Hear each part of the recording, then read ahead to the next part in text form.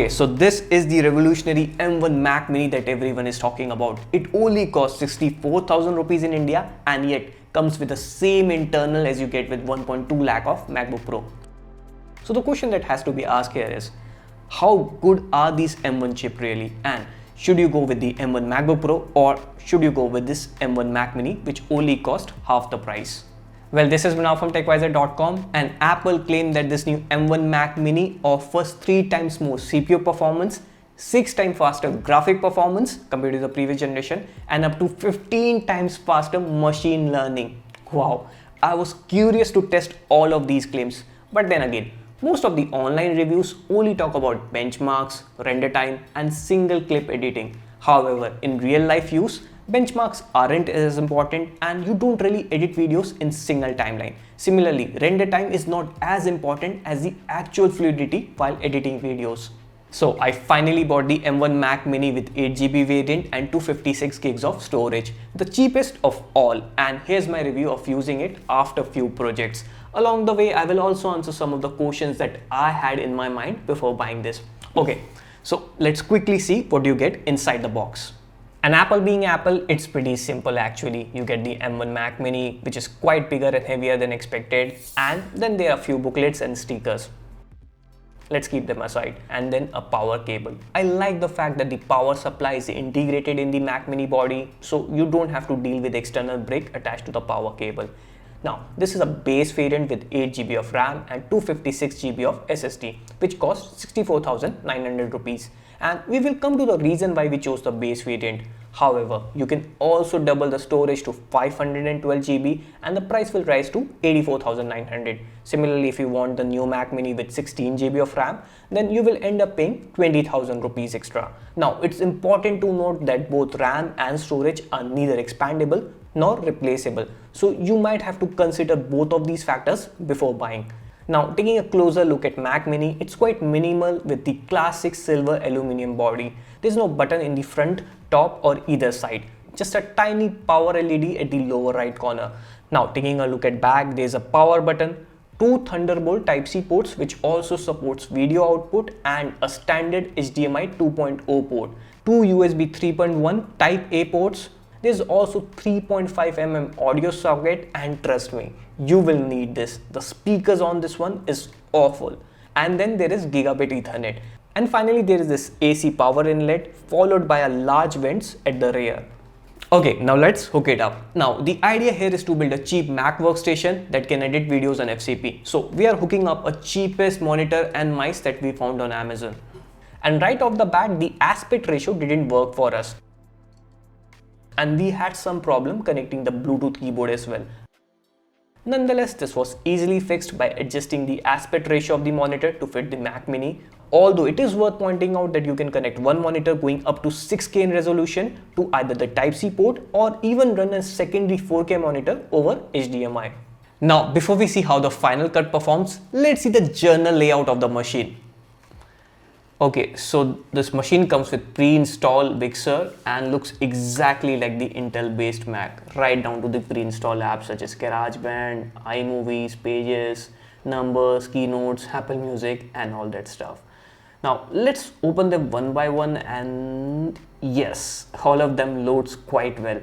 I had no trouble moving between any application so far. One of the biggest features of Big Sur on M1 Mac is the ability to run iPhone and iPad apps, since both of them basically use the same ARM-based CPU. So let's check that out. Now, not all the mobile apps can be found on App Store, but we did try few of them like Instagram and few games, and they kind of work well.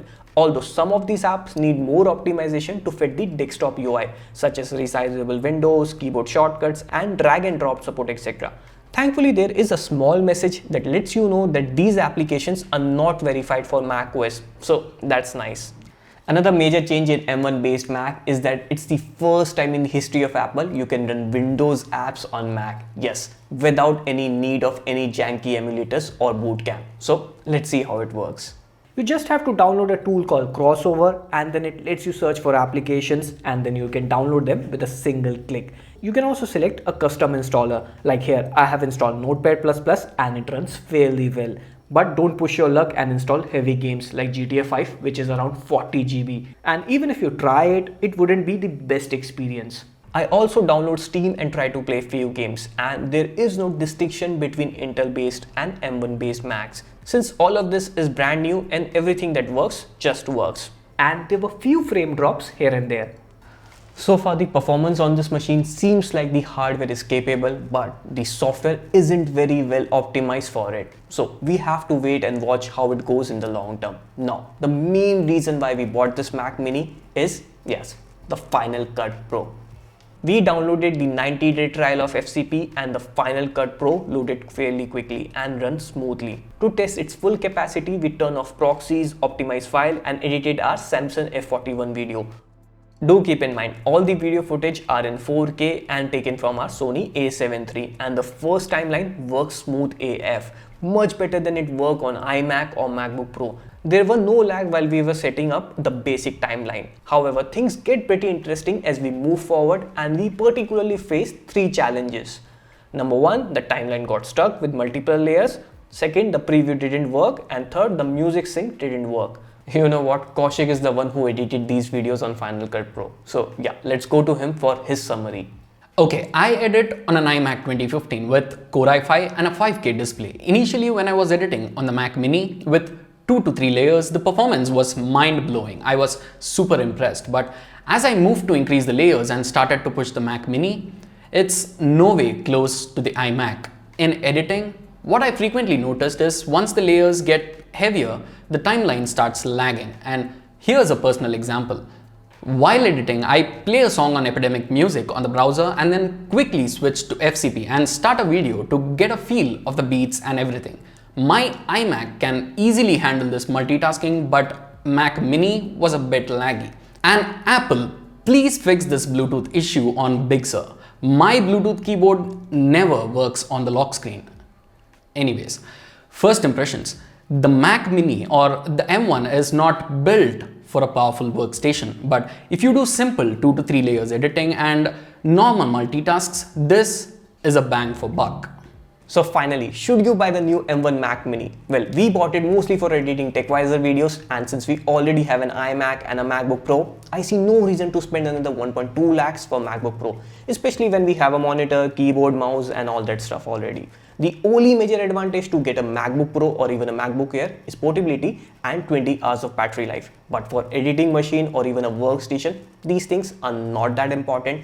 Now, coming to you whether you should buy this M1 based Mac Mini, well, that depends on your requirement entirely. So if you're looking for a computer which is portable, have a good battery life and it's a complete package, then MacBook Pro makes more sense. But if you need a snappy, responsive and most importantly, a cheap workstation for editing videos or even programming needs, then this M1 based Mac Mini is a very good option.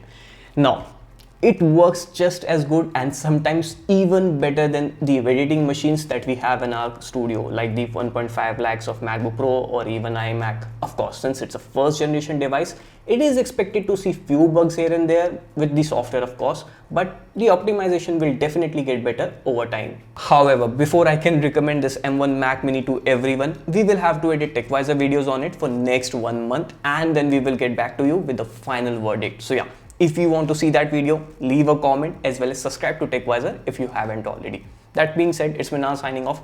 I am going to answer all the questions in the comments. So yeah, for next 1 hour, leave your comment. I will answer them all. It's Minal signing off. Catch you guys in the next one.